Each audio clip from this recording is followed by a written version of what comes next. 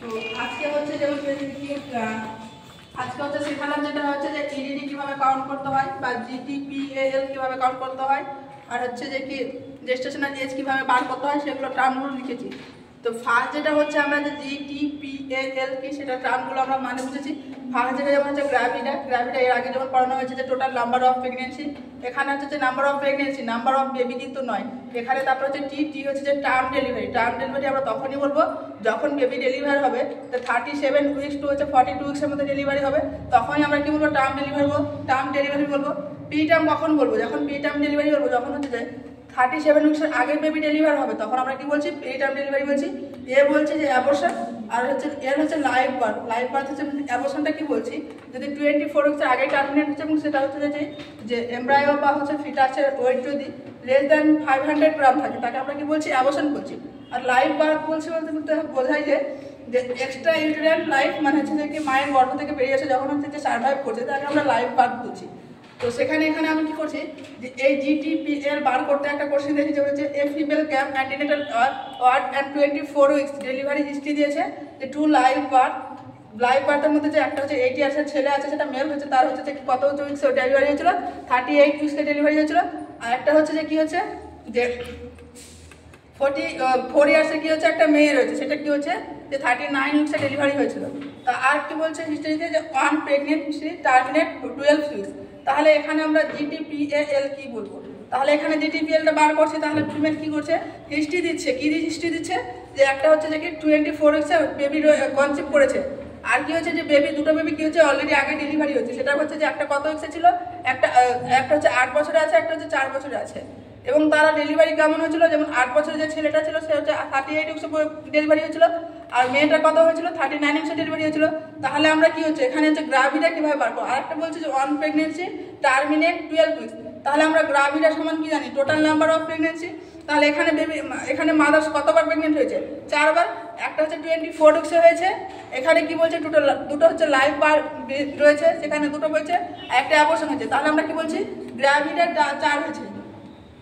তারপরে টি যখন বার করবো টি কি হচ্ছে যে টি হচ্ছে যে টার্ম বেবি কটা রয়েছে, এখানে বলছে টি টার্ম বেবি বলতে বোঝায় যে 37 উইক্স টু হচ্ছে 42 উইক্সের মধ্যে ডেলিভারি হচ্ছে।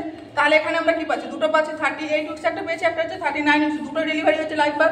তাহলে তাদের ক্ষেত্রে কি হচ্ছে যে দুটো পেয়েছি টার্ম। এখানে কি বলছে পি মানে হচ্ছে প্রি টার্ম, এখানে কি প্রি টার্ম বেবি একটাও ডেলিভারি হয়নি, তাহলে পি শূন্য। অ্যাবর্শন কি বলেছে যে মা বলেছে যে অন প্রেগনেন্সি টার্মিনেট হচ্ছে যে কি 12 উইক্স, কি বলছে যে 12 উইক্সে বেবি কি হচ্ছে যে টার্মিনেট করেছে, তাহলে সেটা অ্যাবর্শন। তাহলে লাইভ বার্থ কটা রয়েছে, এখানে বলেছে যে একটা 8 বছরের ছেলে আছে, একটা 4 বছরের মেয়ে আছে, তাহলে দুটো হচ্ছে যে কি লাইভ বার্থ আছে। তাহলে আমরা এভাবে বাকিগুলো বার করতে পারবো। তাহলে এখানে কি হচ্ছে G4 T2 P0 A1 আর L2, তাহলে আমরা কি জিটিপিএল বার করতে পারলাম। তারপরে কি হচ্ছে যে কোশ্চেন দিয়েছে, এখানে কি দিয়েছে ফিমেল গেম antenatal ward 13 weeks delivery history of 2 live birth, একটা হচ্ছে 6 ইয়ারের মেল করেছে 36 উইকে, আর একটা হচ্ছে যে 3 ইয়ার্সের ফিমেল করেছে 39 উইক্সে। তাহলে অন প্রেগনেন্সি টার্মিনেট 30 উইক্স দেন কি করছে যে জিটিপিএল এর কাউন্ট করতে বলেছি। সেমভাবে আর একটা কোশ্চেন দিয়েছি, এখানে হচ্ছে যে দুটো কোশ্চেন করেছি, আর একটা যে বার করেছি যে এক্সপেক্টেড ডেলিভারি ডেট কিভাবে আমরা বার করবো। তাহলে আমাদেরকে এক্সপেক্টেড ডেলিভারি ডেট বার করতে হলে আমাদের কি করতে হবে যে এলএমপি হচ্ছে সেখান থেকে ধরতে হবে, তো 9th complete month plus 7 day যোগ করলে কি হবে আমাদের যে এক্সপেক্টেড ডেলিভারি ডেট হবে। এক্সপেক্টেড ডেলিভারি ডেট কত আসছে যে 280 দিন আসছে, বা উইক্সে যখন আমরা কাউন্ট করছি তখন 40 উইক্স আসছে।